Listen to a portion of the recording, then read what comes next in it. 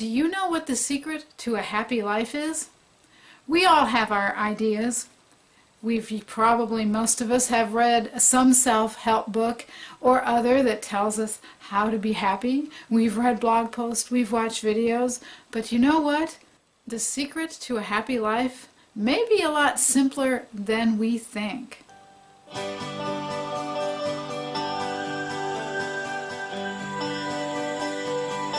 Hey everybody, it's Emily, and for the moment anyway, this is going to be my last video where I quote from Lisa Wingate's novel, Tending Roses. It's going to be my last Grandma Rose quote, but it's a really good one. Actually, you know, at some point I might just, there are so many good quotes I think that I missed, I might breeze through, skim through the book and try to find some more.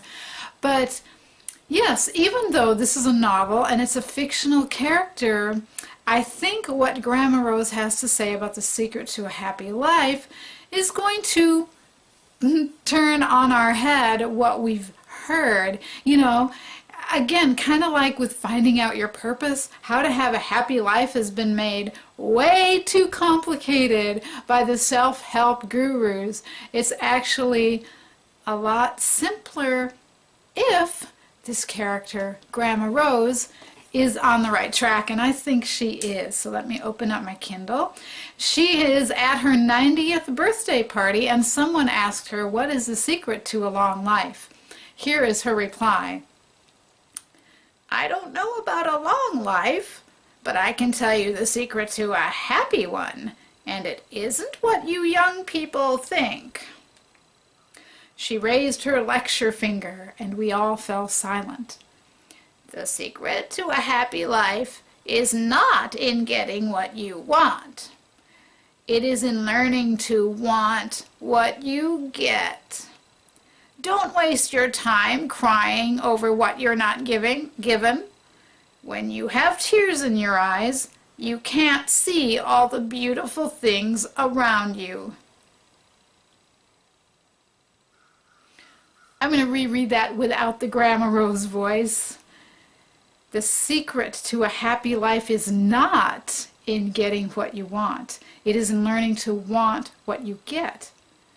This is, now I'd understood that, I'd heard that before, but this next bit is what really got me. Don't waste your time crying over what you're not given. Can you say the grass is always greener on the other side of the fence? Don't waste your time crying over what you're not given. When you have tears in your eyes, you can't see all the beautiful things around you. Happiness, according to Grandma Rose, isn't something you need to work for or to seek. Well, it can be a little bit of work in that it requires you to make a paradigm shift. It's learning to be content. When you are content, then that means you want what you have right now with regard to everything: material goods, money, relationships, the location of where you live, your particular house, your neighbors, everything. Want what you have. I'm going to tell on myself, I'm going to make a confession. I've been struggling with this.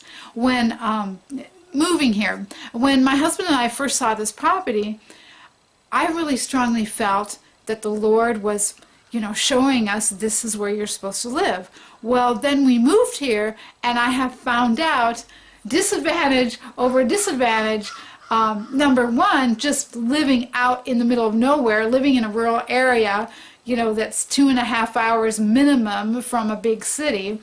And number two, the climate, the humidity that pretty much makes it impossible to grow everything that we want to eat.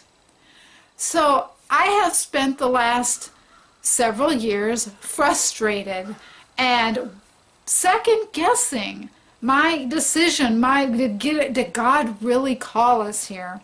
Well, but you know what?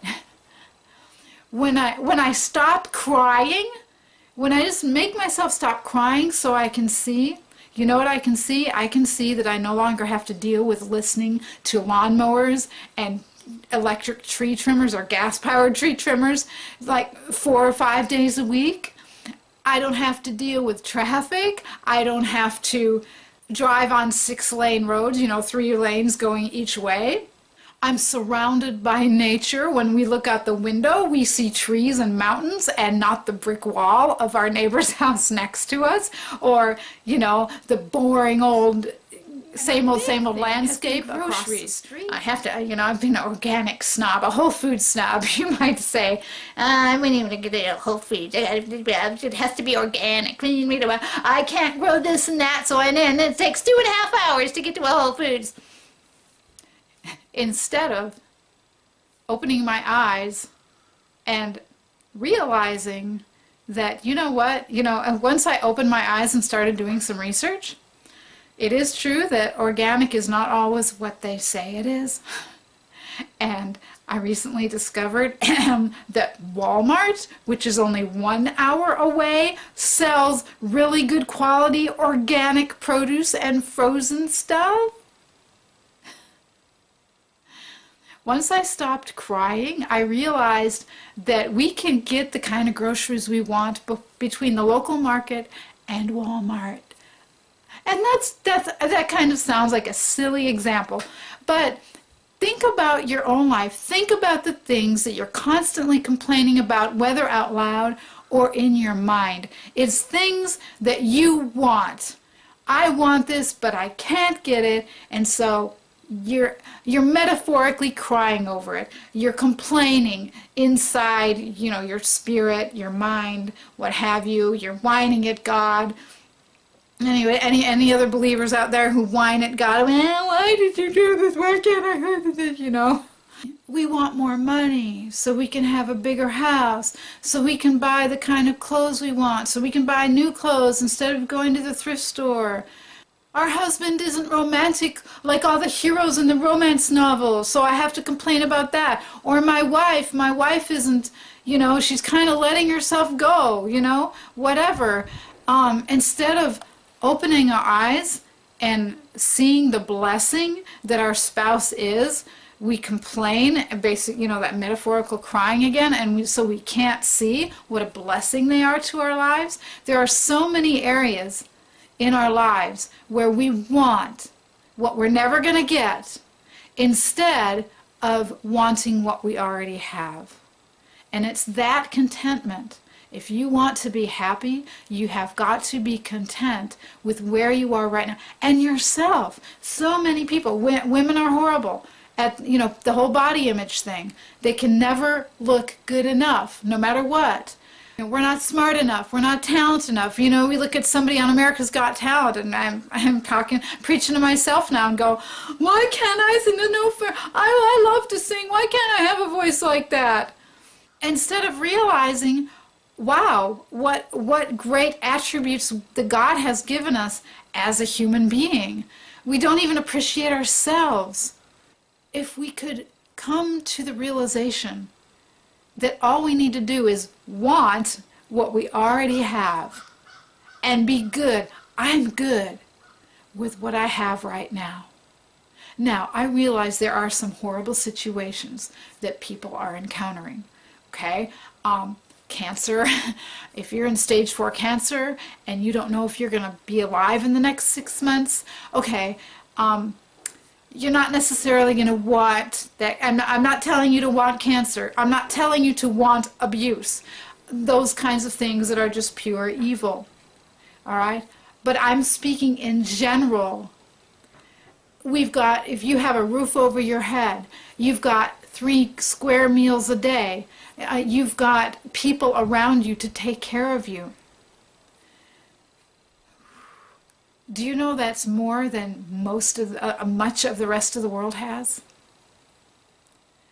If you have that, and you're not, you're not having to fight a terminal disease, and you're not having to deal with abuse. Even in abuse, there are ways out. There is always a way out. But pushing those things aside, just what most people complain about in their heads, if they would just, and I should say we, if we would just stop complaining stop that crying, and open our eyes to see the beauty around us. That is the secret to happiness, a happy life. If this video has blessed you, please give it a thumbs up and share it. Thank you so much for watching. I'll see you for the next video. In the meantime, take care and be well and happy.